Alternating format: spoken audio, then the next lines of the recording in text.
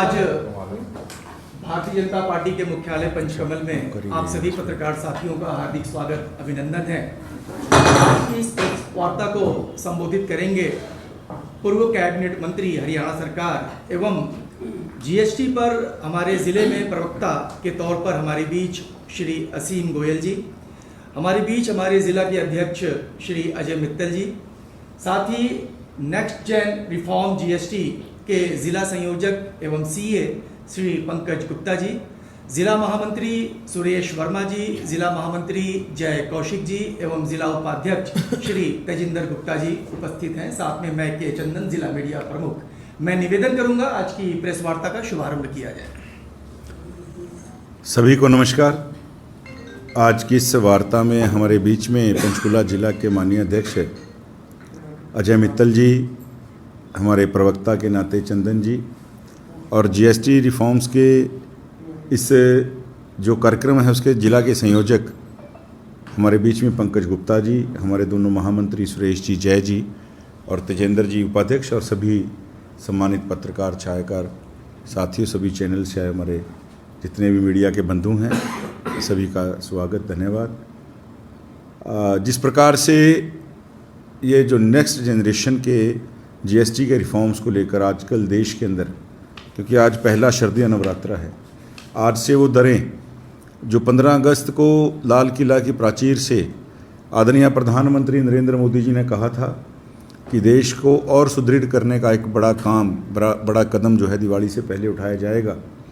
और आज जिस प्रकार जीएसटी काउंसिल की 56वीं मीटिंग हुई और 3 दिनों की उस मीटिंग के अंदर तुरंत जो नेक्स्ट जनरेशन के सुझाव हैं उनको एक सर्वसम्मति से लागू करने की जो कार्य योजना बनी, उसको बिना किसी विलंब के, ताकि शारदीय, क्योंकि हमारे यहाँ माना जाता है नवरात्रों को जो है एक श्राद्ध पक्ष के बाद एक शुभ मुहूर्त के नाते जो है नवरात्रों को माना जाता है। और इसी प्रकार उपभोक्ता, क्योंकि अभी त्योहारों का सीज़न है और मैक्सिमम लाभ उपभोक्ताओं को मिले, मैक्सिमम व्यापार दुकानदार भाइयों का हो, मैक्सिमम प्रोडक्शन फैक्ट्रीज़ के अंदर हो, यानी हर तबके को, हर वर्ग को इस जो सुधार हैं, जीएसटी रिफॉर्म्स हैं, उसका मैक्सिमम जो है लाभ मिल सके, इसी सोच के साथ हमारे देश के जनप्रिय प्रधानमंत्री नरेंद्र मोदी जी ने आज इन नवरात्रों से उनको लागू करने का जो निर्णय लिया।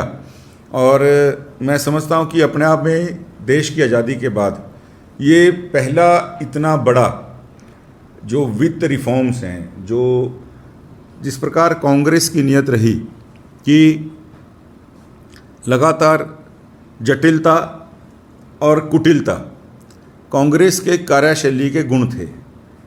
कांग्रेस ने हमेशा जटिलता और कुटिलता के नाते लोगों को उलझा के रखा। लोगों को हमेशा एक सरकार की तरफ मुंह देख के लोग जीते थे कि भैया आज सरकार ये कर दे, ये राहत दे दे, इस प्रकार से।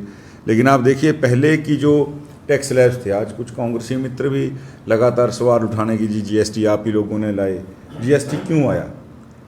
जब देश के अंदर किस प्रकार के कितने कर थे, ये तो माननीय अटल बिहारी वाजपेयी जी जब केंद्र में प्रधानमंत्री बने उस समय 30 से 35 तरह के कर, लेवीज पूरे देश के अंदर चलते थे।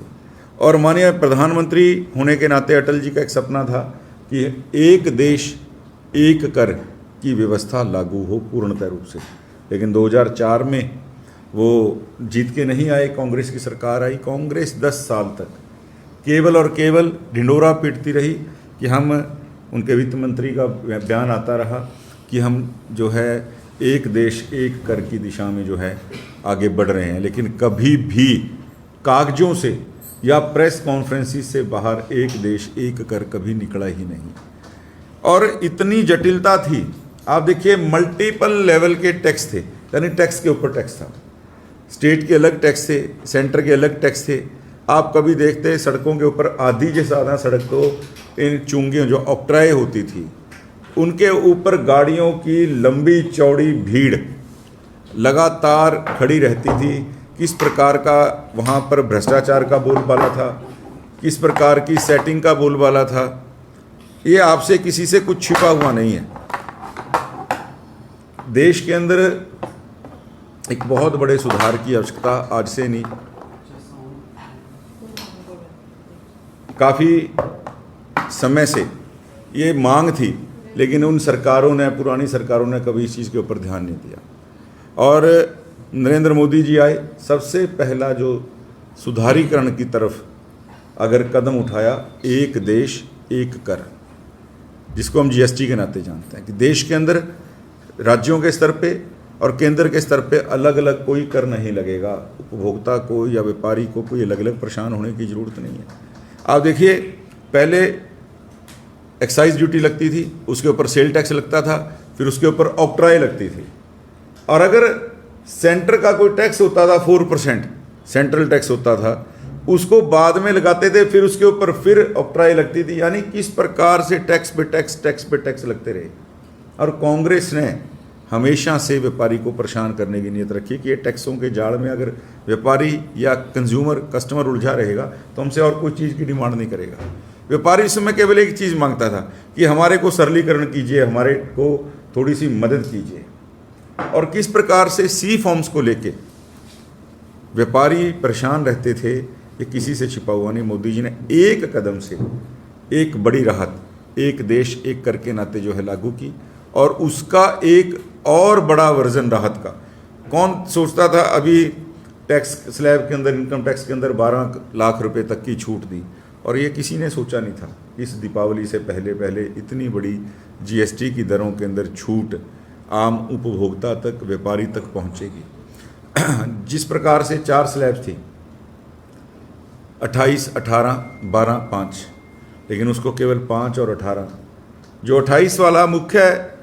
आप देखिए, चाहे गाड़ियाँ थी, आज उनको 18 पे लेकर आए हैं। क्या गाड़ियाँ बड़े लोग ही लेते हैं? आज हर घर के अंदर मध्यम वर्गीय है या कोई निम्न मध्यम वर्गीय घर भी है, ठीक है, वो अपनी रेंज के हिसाब से छोटी गाड़ी लेगा, चाहे कोई बड़ी गाड़ी ले रहा है। आज लाभ के दायरे में सारे आए हैं। और जिस प्रकार से रोज़मर्रा की चीज़ें, जो हमारी जीवन रक्षक मेडिसिन्स हैं, जो हमारे मेडिकल के ऑपरेटर्स हैं, उपकरण हैं, उनके ऊपर जीएसटी को शून्य करने का काम किया गया। जो कांग्रेस के लोग आज हल्ला उतार रहे हैं कि जी आप ही लोगों ने लगाया था, मैं उनसे पूछना चाहता हूँ, आप लोगों ने तो कभी टैक्स को रिफॉर्म्स के नाते तो छोड़िए, आपने तो कभी रिव्यू करने का काम भी नहीं किया। जिस कांग्रेस ने टैक्स की रिव्यू कभी नहीं किया, वो आज रिफॉर्म्स के ऊपर सवाल उठा रही है। कांग्रेस की, जैसे मैंने कहा उस समय और आज मैक्सिमम जो चीज़ें हैं रोज़मर्रा से, अगर हम शुरू से दिन शुरू करें, फ्रिज से लेके, एयर कंडीशन से लेके, टीवी से लेके, हमारे दवाइयों से लेके, घड़ियों से लेके, जूतों से लेके, कपड़े तक की रोज़मर्रा की चीज़ों के ऊपर कहीं ना कहीं जीएसटी घटा है। हर नाते हर उपभोक्ता को कहीं ना कहीं एक बड़ा लाभ जो है मिला है। और हम इस शरदीय नवरात्रों में इस सब मामले को आज से शुरू हुआ है, तो इसको बचत उत्सव के नाम से पूरे देश भर के अंदर मनाया जा रहा है। और उसी बचत उत्सव के नाते आज हम आपके बीच में, मीडिया के साथियों के बीच बैठे हैं कि ये इसका फैलाव प्रसार जो है नीचे तक हो।